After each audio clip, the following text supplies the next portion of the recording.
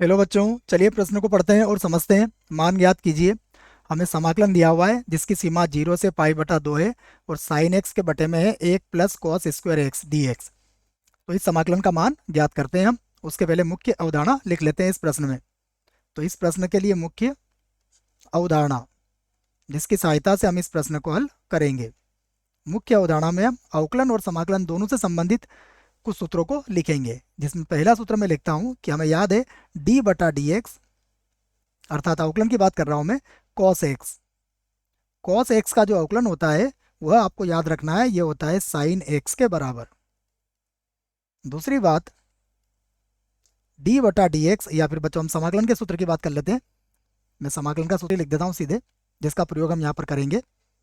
यहाँ पर होगा डी एक्स और बटा 1 प्लस एक्स का वर्ग बराबर, इसका समाकलन होता है टेन इनवर्स एक्स के बराबर।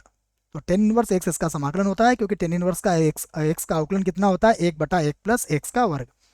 तो ये दो सूत्र हैं जिसके आधार पर हम इस प्रश्न को हल करेंगे। तो आइए अब हम प्रश्न को आई के बराबर मान लेते हैं। तो माना हमारा जो प्रश्न है वो आई के बराबर है। तो आई बराबर हुआ जिसकी सीमा 0 से कितनी है, पाई बटा 2 है।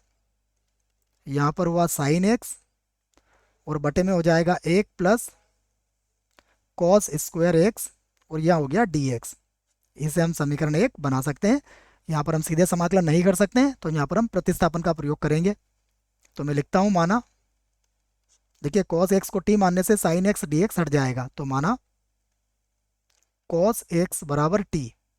अब हम इसका अवकलन करेंगे एक्स के सापेक्ष। तो कॉस एक्स का अवकलन होता है माइनस का साइन एक्स और टी का हो जाएगा डी टी बटा डी एक्स। तो यहाँ से हम मान निकाल सकते हैं साइन एक्स डी एक्स का किसके बराबर हो जाएगा, माइनस डी टी के बराबर ये मान हो जाएगा।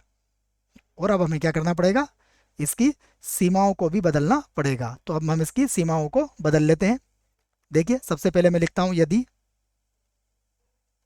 यदि x का मान कितना रखा जाए, पाई बटा 2।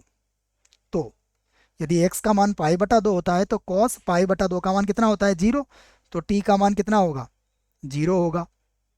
उसके बाद यदि अब x का मान कितना रख के देखें हम, 0, जो कि इसकी निम्न सीमा थी। तो cos 0 का मान कितना होता है, 1। तो t का मान कितना होगा, 1 हो जाएगा। तो पहले सीमा 0 से पाई बटा 2 थी, अब हमारे पास सीमा क्या होगी, 1 से 0 होगी। तो अब हम लिख लेते हैं, अतः आई बराबर, यहाँ से लिख लेता हूँ मैं, अतः आई बराबर, अब सीमा क्या होगी, 1 से 0।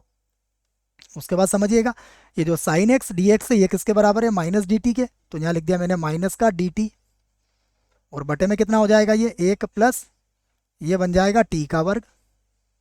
इसका समाकलन हमने लिख लिया है मुख्य अवधारणा में कि 1 बटा 1 प्लस एक्स का वर्ग डी एक्स। इसका समाकलन कितना होता है, इसका समाकलन होता है टेन इनवर्स एक्स और प्लस सी। तो इस सूत्र का प्रयोग हम यहाँ पर करेंगे। तो माइनस को तो हम आगे लिख देते हैं। तो आई बराबर, माइनस को मैं आगे लिख देता हूँ, सीमा है इसकी 1 से 0 और इसको लिख दिया हमने डी टी, और बटे में आ जाएगा 1 प्लस टी का वर्ग। अब हम यहाँ पर सूत्र लगा सकते हैं, जो सूत्र मैंने यहाँ भी लिख दिया है। इसका समाकलन होता है टेन इनवर्स टी के बराबर हो जाएगा, और इसकी सीमा होगी यहाँ पर 1 और ऊपर आ जाएगी 0। अब मान रख लेते हैं हम।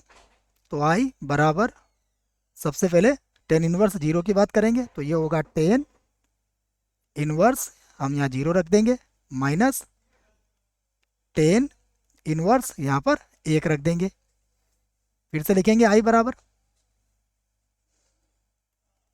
माइनस अपनी जगह पर ही रहेगा, ये टेन 0 का मान 0 ही होता है, तो ये तो 0 हो जाएगा। माइनस 1 कब होता है टेन में, हमें पता है टेन